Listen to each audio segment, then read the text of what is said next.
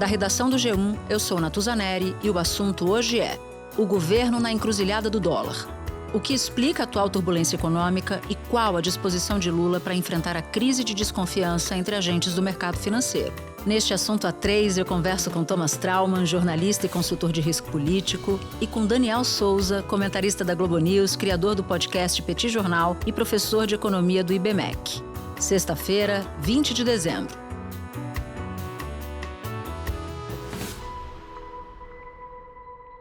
Daniel, Thomas Trauman, eu estou muito contente de contar com a ajuda maravilhosa de vocês dois para tentar entender esse momento pelo qual nós passamos. A gente está num enredo de frames muito tensos entre governo, Congresso, mercado financeiro. Então eu já começo te pedindo, Daniel, para retomar para a gente essa escalada. Quando é que começa e por que a gente chega a esse ponto em que nós estamos?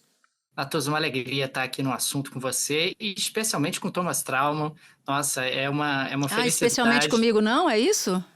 Ô, Natuza, você faz parte, digamos assim, da paisagem. O Thomas não. O Thomas é algo diferente. Entendi. E o diferente a gente sempre sente. Haverá sinais, Daniel, mas eu não queria te interromper, não. Natuza, o que nós vivemos nos últimos dias, na prática, é uma intensificação de um processo que correu ao longo desse ano de 2024. No início desse ano, nós tínhamos ali uma taxa de câmbio na casa de 4,89, 4,88, e ela veio gradativamente subindo ao longo do ano, conforme surgiram os primeiros sinais de que o Brasil tinha problemas no seu arcabouço fiscal, em função do crescimento de despesas obrigatórias acima do previsto, asfixiando ali a capacidade do governo de realizar políticas públicas e de cumprir as metas fiscais estabelecidas pelo próprio governo. O governo, aliás, foi obrigado, num determinado momento, a modificar algumas dessas metas em função de alguns problemas que já começavam a surgir. Soma-se a isso, claro, um contexto internacional de fortalecimento do dólar, principalmente a partir da eleição do Donald Trump, que sinaliza algumas políticas inflacionárias que devem ali forçar o Fed a não reduzir a taxa de juros de forma tão significativa. O corte foi de 0,25 ponto percentual.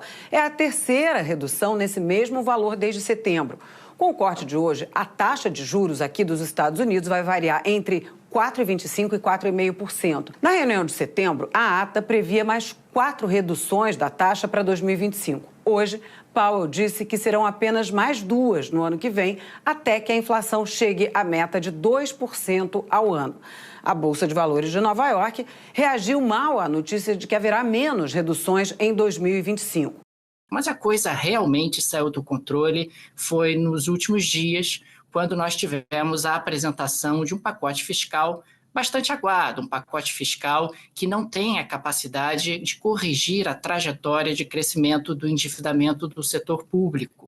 E pior do que isso, o presidente Lula voltou à carga e sinalizou ali que não haveria qualquer tipo de problema fiscal, que não haveria qualquer tipo de problema a ser enfrentado. Então vamos parar com essa bobagem. Ninguém nesse país, ninguém, Sônia, ninguém, vou repetir, ninguém nesse país do mercado tem mais responsabilidade fiscal do que eu.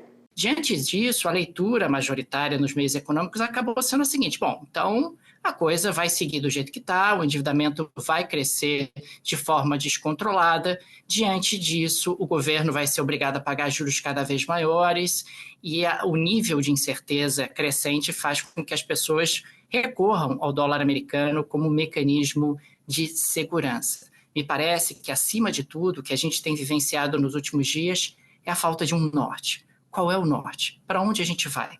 Qual é a política fiscal? E a gente também não pode esquecer que o Congresso tem sido parte do problema e não parte da solução, quando acaba desidratando um pacote fiscal que já não era lá essas coisas. Os deputados aprovaram mais um projeto do pacote fiscal, mas desidrataram as medidas. E a economia pode ser insuficiente para equilibrar as contas. As principais alterações foram no trecho que trata do Fundeb, de financiamento da educação básica. Os deputados reduziram de 20% para até 10% o percentual do fundo destinado à educação de tempo integral. E no trecho sobre supersalários, Os deputados alteraram a exigência para a lei ordinária, mais fácil de ser aprovada e alterada. Além disso, ficou estabelecido que nada muda até a aprovação de um projeto de lei. O judiciário também tem sido parte do problema e não parte da solução, ao adotar uma série de decisões judiciais que têm impactos fiscais substantivos e também a resistir, também contribuir ali para o ajuste fiscal que o Brasil precisa executar. Eu acho que eu separaria, Daniel, a tua fala ali no diagnóstico em duas partes para a gente dissecar. A primeira parte é o governo e a sua estratégia. A segunda parte é o pacote fiscal em si. Você diz que o pacote de 70 bi é um pacote aguado. Eu queria perguntar para o Thomas se o Thomas considera que o pacote foi aguado, porque eu já ouvi avaliações diferentes. Uma avaliação seguindo muito nessa linha tua, Daniel, de que o pacote é muito pouco ambicioso para o tamanho do problema, que é grande, de endividamento brasileiro. Mas eu também já ouvi de economistas uma avaliação de que não é desprezível o anúncio de cortes ou de limitações no BPC, no benefício de prestação continuada, e no salário mínimo. Para a gente continuar dissecando, eu queria entender teu pensamento, Thomas. Para você é aguado ou para você era o possível? Olha, Natuza, eu acho que sim, duas coisas distintas. Eu acho que, primeiro, nunca foi um pacote de cortes. Eu acho que essa é a primeira questão de erro que o governo fez. Nunca era um pacote de ajuste no crescimento das despesas.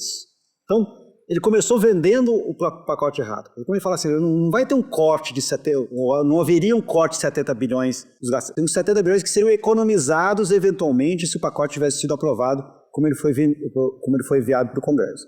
A meta do governo é chegar a uma economia de 72 bilhões de reais em 2 anos. Até 2030, o valor subiria para 327 bilhões de reais. Essa é a primeira coisa. A segunda não é simplesmente isso. A questão é qual é o gesto. No momento em que o presidente Lula decidiu, contrariando a equipe econômica nesse ponto, ele decidiu que esse pacote só seria comunicado ao público junto com o anúncio de que haveria uma isenção de imposto de renda para quem recebe entre 2 e 5 salários mínimos, que só vai valer em 2026, caso seja aprovado, mas que tem um potencial, e só isso aqui, nós estamos falando de 40 bilhões, quer dizer, é como se você falasse, olha, eu vou entrar num regime, turma, eu vou emagrecer 10 quilos, mas olha esse bolo de chocolate maravilhoso que eu vou comer. Cara, obviamente que o teu regime perde toda a credibilidade, é isso que o governo fez. Então, tem uma questão de... não é simplesmente o número, eu acho que mais importante que o número é o fato que as pessoas passaram a desconfiar que o governo não vai fazer nem esse 70, não há nenhum interesse, não há nenhum compromisso em relação à economia. Eu acho que esse é o grande problema que a gente está vendo nessas últimas semanas. E aí a gente entra na segunda parte, que na verdade era a primeira, né? Que é a ação, a estratégia do governo, que acho que todos aqui, inclusive eu, consideramos que o governo errou em diversos momentos. E talvez o primeiro erro do governo, e eu gostaria de testar esse argumento com vocês, tenha sido quando o presidente da República sinalizou lá atrás a mudança na meta fiscal. Ali ele já tinha partido ali para cima de Campos Neto, mas eu acho que o momento central foi quando ele sinaliza com a mudança da meta, o que acabou não acontecendo. E aí, a partir dali, se seguiram inúmeras declarações do presidente. Somado a isso, também quero testar com vocês, talvez uma dificuldade de ler o momento político e de ler o momento econômico. O que te parece, Daniel? Eu concordo 100%, Natuza, com os 2 pontos que você levantou. Lá atrás, quando você faz uma modificação da meta fiscal tão cedo, quer dizer, tão pouco tempo depois dela ser estabelecida, isso já é um péssimo sinal, já é um arranhão importante na credibilidade da política fiscal que o governo está tentando desenhar. A equipe econômica anunciou uma mudança na expectativa para as contas do ano que vem. A previsão inicial era de um superávit, que é quando a arrecadação supera os gastos, de 0,5% do PIB. E agora a meta diminuiu para déficit zero. Para 2026 também, a previsão de superávit foi revisada para baixo, então, de 1% para 0,25% do PIB. E sim, me parece que o presidente Lula também teve uma leitura de cenário um pouco equivocada ao tentar, de alguma forma, oferecer esse pacote que o Thomas muito bem definiu, que é um pacote de corte no crescimento das despesas, e nunca foi ali um pacote de corte de gastos, como sendo algo positivo. E sistematicamente, o presidente sinalizando, olha, não há problema, e, inclusive na entrevista que ele deu ao Fantástico, ele destacou que o único problema da economia brasileira era a taxa de juros por parte do Banco Central. A única coisa errada nesse país é a taxa de juros estar acima de 12%. Essa é a coisa errada. Não há nenhuma explicação. A inflação está 4 e pouco, é uma inflação totalmente controlada. Totalmente controlada. A irresponsabilidade é de quem aumenta a taxa de juros todo dia. E nos meios econômicos se sabe que isso não é real. Quer dizer, o próprio Tesouro Nacional projeta um crescimento do endividamento do setor público para além desse, pelo menos, primeiro mandato do presidente Lula. Então, há algo a ser feito, há uma correção de rumo a ser feita. Muita gente coloca, puxa, mas a economia brasileira está vivendo um bom momento, bom crescimento, a taxa de desemprego está baixa. O que o mercado está reagindo nesse momento não é a isso. O que ele está reagindo é uma projeção de futuro. O que acontecerá com o endividamento do setor público? Se ele sair do controle, o que o governo brasileiro vai fazer? Vai partir para uma emissão de moeda, como a Turquia ou a Argentina já fizeram em outros momentos? O câmbio vai continuar descontrolado? Ou o governo efetivamente vai corrigir o rumo e conter o crescimento do endividamento?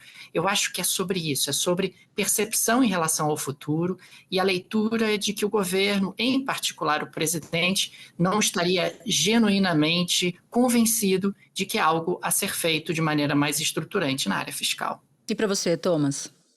Eu acho que tem duas coisas que eu queria concordar com o Daniel. Eu acho que a primeira questão vamos lá, em geral, né, qual que é o beabá da política pública brasileira? Por exemplo, qualquer um novo mandatário assume, no primeiro ano ele puxa o freio e depois ele vai soltando até no último ano ele começar a gastar feito maluco porque ele quer se reeleger. Isso é um beabá, direita, esquerda, centro, não importa. Esse ano, esse governo começou de forma muito diferente em função que, por todas as circunstâncias que a gente sabe da eleição do presidente Lula, ele começou com um crescimento de gastos muito forte em 2023. A proposta de emenda à Constituição aumenta o teto de gastos em 145 bilhões de reais. 70 bilhões serão usados para garantir o Bolsa Família de R$ 600 e um adicional de R$ 150 por criança de até 6 anos a partir de janeiro. Outros 75 bilhões de reais poderão ser usados da forma que o governo quiser. Aí a questão toda, maravilha, é justificável, não vou aqui entrar no mérito se era 200 bilhões, mas havia claramente que o orçamento que ele havia recebido era um orçamento fictício. Que o Bolsonaro gastou tudo e mais um pouco para se reeleger, né? Exatamente. Então, assim, que havia ali ou seja, a questão toda é que em algum momento o governo tinha que fazer o regime. Então, e aí eu falo assim, o momento que está tudo bem é justamente o momento que você tem que fazer o regime. É o momento que você não teria tantas dores para a população se você fizesse um regime neste momento. E aí, eu concordo na questão da percepção, que como todo mundo imagina, todo o mercado imagina que em 2026 o governo vai gastar muito, se o governo está dizendo, olha, eu também vou gastar muito em 25, quer dizer, daí você pega aí, né, suas estimativas elas se explodem. Eu só queria juntar uma coisa que o Daniel falou, que é, obviamente, assim, não é essa responsabilidade sobre o que está acontecendo hoje, ela não é exclusiva do governo Lula. Eu acho que existe uma irresponsabilidade compartilhada do governo Lula com o Congresso e com o Supremo Tribunal Federal. É o que você chama de estado de negação de todos os lados em Brasília, é isso? Exatamente. Porque, assim, quando o presidente do Supremo, o Roberto Barroso, vem e diz nós não temos nada a ver com isso, quer dizer, o Poder Judiciário um dos mais caros do mundo, pega e vem me dizer que não tem nada a ver com a crise fiscal, isso é negacionismo. E em termos de participação no PIB, o Judiciário tem em torno de 1,2, 1,3 de participação no PIB, mas se nós tomarmos a participação há 10 anos atrás, ela foi expressivamente reduzida. Hoje é quase a metade do que já foi em termos de participação no PIB. quanto que a questão fiscal no Brasil, o judiciário não é um peso relevante na questão fiscal brasileira. Em 2023, 93% dos magistrados e 91,5% dos promotores e procuradores do Ministério Público receberam acima do teto constitucional, que é R$ 44 mil, são os vencimentos do ministro do Supremo Tribunal Federal. Quando o Congresso pega e começa a fazer uma greve, diz nós só vamos votar se o governo pegar e nos der 7,8 bilhões de reais em emendas e eu só vou votar porque eu vou garantir que eu tenho mais 50 bilhões, desculpa, nós temos bilhões de reais. É uma farsa essa história de que o Centrão é pela responsabilidade fiscal. Se o país tem expansão fiscal, é, entre outros motivos, por conta do Centrão. Gente, historicamente, o aumento de gasto público está relacionado a esses partidos, está relacionado à força do Congresso. Olha a farra das emendas. É assim, é muito fácil. Logicamente, quer dizer, o governo é o grande responsável, mas existe uma corresponsabilidade do Judiciário e do Congresso nessa situação fiscal que a gente está vivendo. A questão é que todos nós vamos pagar por ela. Essa é a grande questão. Essas últimas semanas foram, acho que, terríveis, no mostro que, como o Congresso não entendeu, não só o governo federal, mas também o Congresso não entendeu a gravidade do que a gente pode sofrer em 2025. Mas vocês não acham que tem uma motivação diferente a do Congresso e a do governo? Porque o governo, aliás, qualquer governo, né? Ele faz o seguinte cálculo. Se eu fizer o ajuste que o mercado me pede, não me reelejo e não vou eleger nem o síndico de prédio. O Congresso, ele está preocupado também com a sua própria reeleição, mas calculando em como ele tem que fazer para tirar dinheiro do governo para ele manter o seu feudo ali, o seu espaço de poder. São de naturezas diferentes, mas os dois tratam de eleição. Então, haveria espaço para o governo não desproteger um eleitorado que é um eleitorado importante, mais do que importante em termos de eleitorado, que é uma parcela importante da sociedade que mais precisa, que são os mais pobres, e, ao mesmo tempo, lançar algo, um pacote mais crível e que gerasse confiança na estabilidade da dívida em relação ao PIB, ou pelo menos do controle, né, para evitar que se crescesse tanto? Então, agora isso é contrafactual, né, Natuza? Quer dizer, já foi, agora, né, mas assim, a gente estava, quando o Lula encomenda ao Haddad o pacote, quando ele volta, ele recebe a notícia que a Moody's deu ali o upgrade para o Brasil e poderia eventualmente, não vai acontecer mais, mas poderia eventualmente até dar um novo upgrade durante esse mandato. Isso é comecinho de setembro. Ele volta do México, quando ele recebe essa notícia, e aí ele encomenda ao ministro Haddad que faça um ajuste. E já diz, vamos conversar sobre isso depois do segundo turno. Já jogou o problema para frente. Quando ele encomenda, o dólar está lá a 5,60. Quando finalmente ele começa a conversar com o Haddad, a primeira reunião com o Haddad, o dólar está ali, 29 de outubro, o dólar está ainda 5,70, 5,60, normal, vamos ver. Ele vai empurrando isso durante 4 semanas. Quer dizer, até chegar num... E aí vamos dizer que este seja um ajuste bom. Não é essa discussão de hoje, né? Que o tamanho e o final do ajuste tenha sido bom. Mas ao lançar da forma como ele foi lançado, ele destruiu o pacote. Quer dizer, ele destruiu qualquer credibilidade que ele tinha, ele machucou a credibilidade que o Haddad tinha lá com o setor bancário e financeiro. Quer dizer, o governo... E eu acho que ele pode ter colocado a reeleição dele em risco, entendeu? Eu acho que foi o maior erro auto-infligido desse governo, de longe, nesse lançamento do pacote. Porque no final nós vamos ter mais inflação. Quem vai sofrer, quem vai pagar pela inflação vão ser os mais pobres. Você vai ter mais dificuldade no crédito. Vai ter muito mais dificuldade para as empresas rolarem suas dívidas ou para conseguirem fazer novos investimentos. Você vai ter uma situação de retração muito pesada em função dos juros aí a 14%, 15%, como vai ter. Ou seja, você pode jogar, não vou dizer que vai ter uma recessão, mas você vai ter uma retração econômica real em 2025. E isso vai ser muito pior do que se tivesse anunciado um pacote mais firme em novembro, entendeu? É porque o Thomas fala daquele sinal trocado de anunciar o pacote, que já seria, na avaliação de vocês, insuficiente, mas ele ainda cometeu o erro, o governo, de anunciar o pacote junto com a reforma na renda, né? A isenção de imposto de renda para quem ganha até R$5.000. E aí a coisa realmente entornou. Você citou esse episódio, Daniel, como o gatilho do pânico, aquele anúncio em que o Haddad foi o único ministro que se opôs, mas foi voto vencido. Você acha que acontece o que a partir de agora? Você acha que o governo está mais ciente do perigo que está correndo? Você acha que Lula vai dobrar a aposta? E como deve ser 2025 num cenário de dobrar a aposta e num cenário de tomar consciência do tamanho da encrenca? Essa é a pergunta de $1 milhão. Como o dólar está valendo muito, é uma pergunta que vale muito dinheiro, porque a gente está falando de um nível de imprevisibilidade gigante.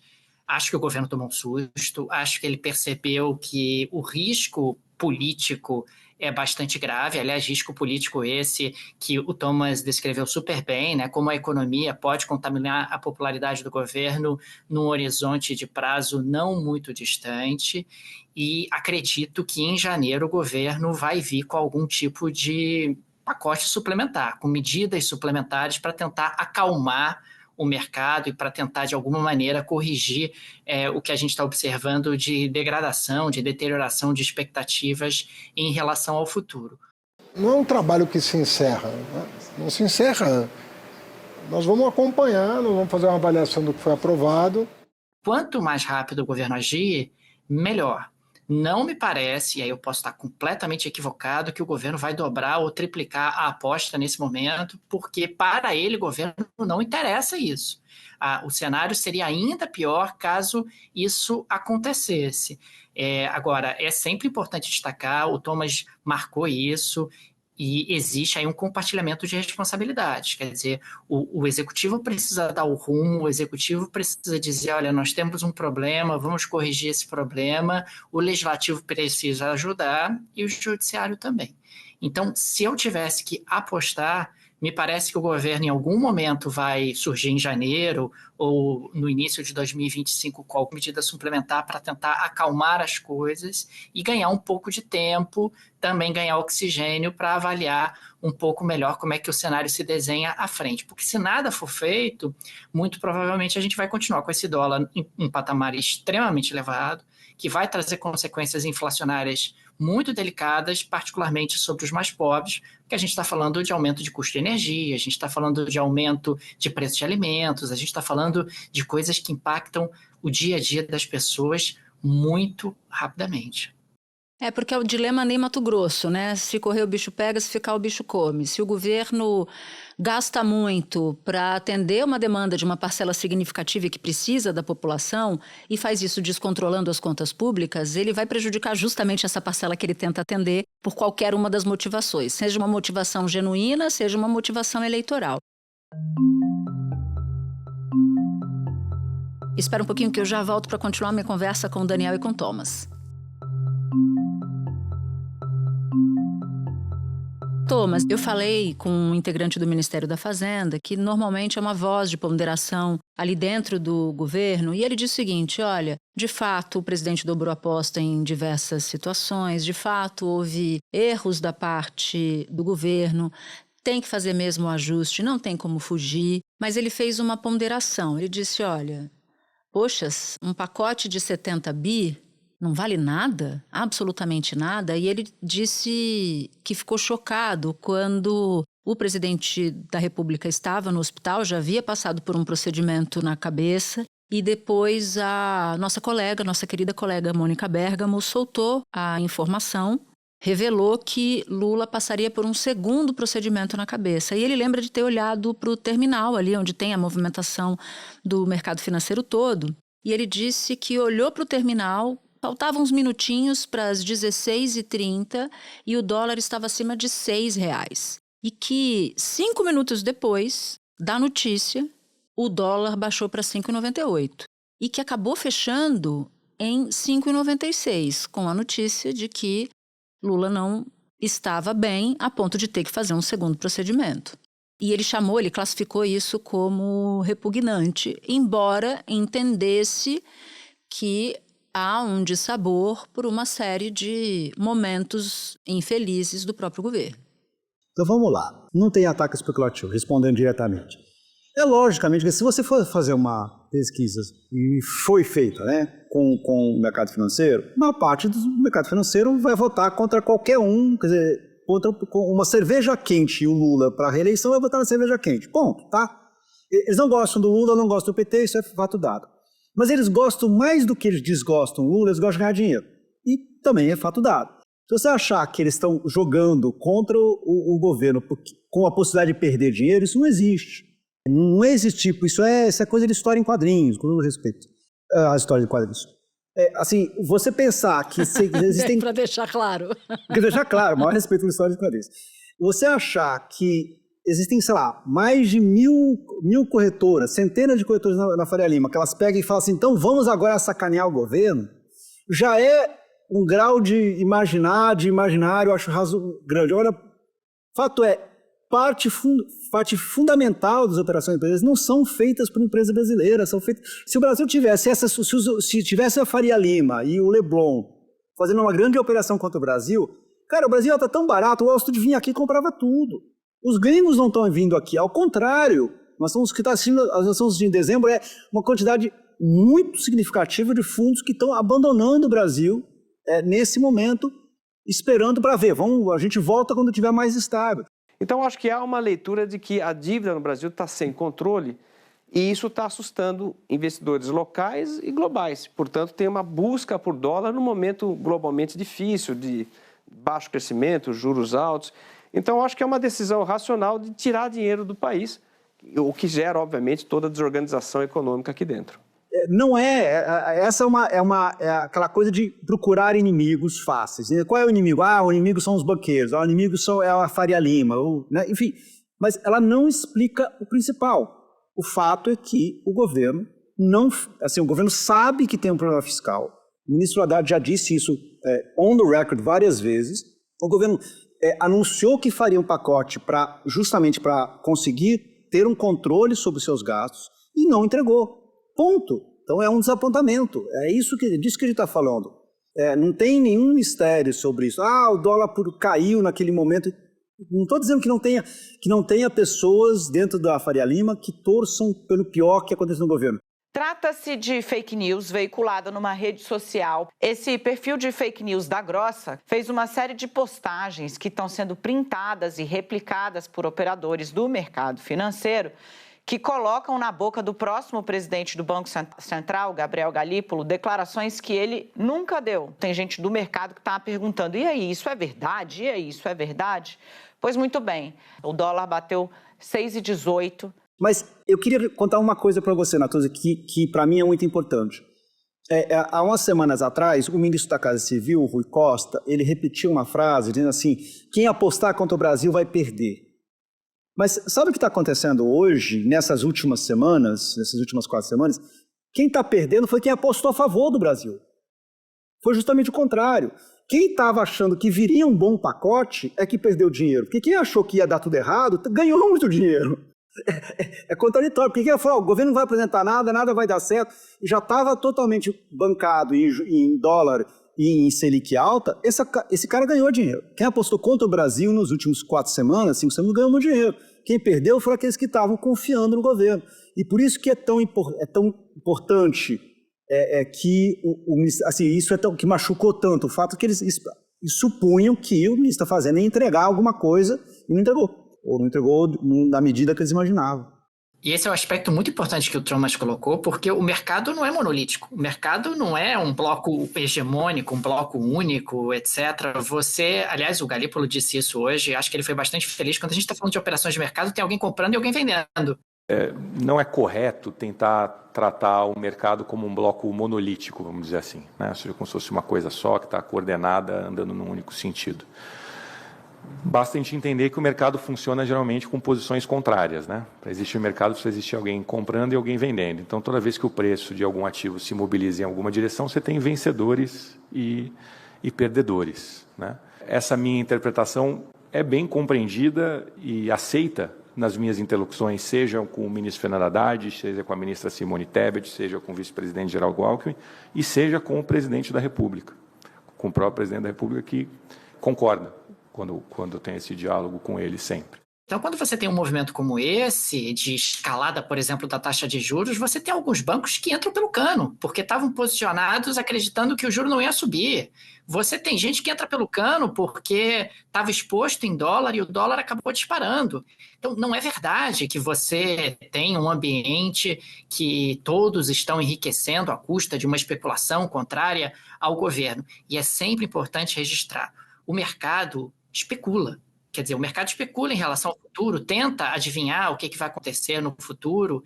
Isso faz parte realmente da própria dinâmica de mercado, não apenas no Brasil. Isso vale para Nova York, vale para Londres, vale para Paris, vale para Tóquio. É assim que acaba acontecendo. Cabe ao governo construir ali um ambiente de redução das incertezas, de redução do ruído, de coordenação das expectativas, para que a coisa possa fluir com maior naturalidade, regularidade, e você possa ter um ambiente onde a economia funcione de forma mais tranquila. Nesse ambiente de incerteza que a gente está tendo, vai ter gente cortando investimento, vai ter gente cortando consumo, vai ter gente desfazendo decisões que até bem pouco tempo atrás tinha tomado, o que atrapalha também a economia quando a gente projeta o futuro próximo. E o Galípolo, Daniel? Olha, Natuza, o Galípolo está indo muito bem. Acho, inclusive, que essa entrevista que ele deu hoje, uma entrevista bastante longa, foi muito cuidadosa na escolha das palavras. Ele, inclusive, a bem da verdade, apenas repetiu aquilo que o Banco Central tem dito sistematicamente ao longo dos últimos meses, que existe um rumo, que existe uma trajetória, que nós vamos elevar a taxa de juros justamente como mecanismo de contenção da inflação, que o Banco Central tem esse compromisso de controle da inflação, que enquanto a área fiscal não for equacionada, o Banco Central fica com pouca margem, ele fez até referência a um sarrafo alto, né? Quer dizer, você não tem ali muito espaço para modificar a política monetária. E do lado da política monetária, a política monetária vai estar sempre no concurso de beleza. Nós estamos ali muito mais apostando em como é que as pessoas veem e acham quem é o vencedor do concurso de beleza e não quem que a gente acha, né? Importa para a política monetária como é que o mercado e os preços reagem em função da interpretação que ele tem do que está acontecendo na política fiscal. E nesse sentido, me parece que o Banco Central ele rema um pouco sozinho, né? Acaba tendo que tentar conter a inflação através da política monetária dentro de um contexto onde a política fiscal está muito expandida. Acho, sinceramente, que você deveria empoderar a equipe econômica nesse momento. Acho que deveria ser empoderado o ministro Haddad, acho que deveria ser empoderado o Banco Central. Toquem, façam o que vocês devem fazer. Se a gente pega um histórico recente do Brasil, toda vez que o presidente se mete muito na política econômica, não acaba bem. A gente pode voltar nos anos 90, no Plano Real, quando o Itamar, volta e meia, tentava se meter no plano e a coisa ameaçava desandar, ou mesmo quando a gente teve ali uma manipulação do câmbio no governo do Fernando Henrique, ou quando a gente teve o governo da Dilma e as coisas também acabaram não terminando muito bem por uma certa ingerência do executivo sobre a equipe econômica. E um exemplo positivo, quando o presidente Lula empoderou a equipe econômica no seu primeiro mandato, a coisa fluiu bem. Então, se há algo que poderia ser feito nesse momento, é empoderar a equipe econômica, porque ela tem condições de buscar um caminho que estabilize um pouco o cenário e dê um pouco mais de previsibilidade. O que a gente está falando não tem nada de, assim, não tem segredo nenhum. É o que o governo estava fazendo em 2023. Em 2023, o Brasil teve um resultado econômico. Estava todo mundo feliz em dezembro de 2023, estava comemorando. Bolsa estava com um recorde, o dólar estava tranquilo, você estava tendo um crescimento muito acima do que as pessoas esperavam. Selic caindo, né, Trauma? Havia uma perspectiva de queda forte da Selic. Exatamente, uma perspectiva contínua de queda nos juros. E o que era a questão? Basicamente assim, a bola estava com o Haddad e todo mundo falou, o Haddad está tocando, o Haddad estava conseguindo aprovar algumas coisas que até eu duvidava, quer dizer, seja imposto sobre taxação em ricos que tem dinheiro no exterior, e estava tudo bem. O que a gente viu nesse ano de 2024 foi uma degradação do poder do ministro da Fazenda, e isso tem um preço, porque, enfim, ele é o grande interlocutor com o mercado financeiro. E ministro da Fazenda fraco é um perigo. Guido Mantega era fraco, não era ouvido, era tratado e era visto como uma espécie de assessor mesmo. Tem uma certa liturgia, né, em relação ao ministro da Fazenda. Ou você bota o ministro da Fazenda para ele dar a palavra final sobre quase todas as coisas, claro, né, o presidente da República manda, mas se ele não tiver autoridade, as coisas normalmente, eu concordo integralmente com a declaração da fala do Daniel, as coisas normalmente não funcionam a contento. Daniel, um beijo enorme. Thomas, um beijo enorme. Obrigada por dispor do tempo de vocês para contar para os assunters o que vocês estão enxergando sobre essa encrenca toda chamada ajuste, dólar, juros e sustentabilidade econômica do próprio governo. Um beijo enorme. Beijo. Até a próxima, meu amor. Beijo. Obrigado, Daniel. Obrigado, gente. Tchau. Para você que ouviu o episódio até aqui, eu vou te fazer um convite. Participar do canal do G1 no WhatsApp. Por lá você pode ativar as notificações e receber as notícias do dia, as principais, direto no seu celular. Este foi o Assunto, podcast diário disponível no G1, no YouTube ou na sua plataforma de áudio preferida. Comigo na equipe do Assunto estão Mônica Mariotti, Amanda Polato, Sara Rezende, Luiz Felipe Silva, Thiago Kazuroski e Gabriel de Campos. Eu sou Natuzaneri e fico por aqui. Até o próximo assunto.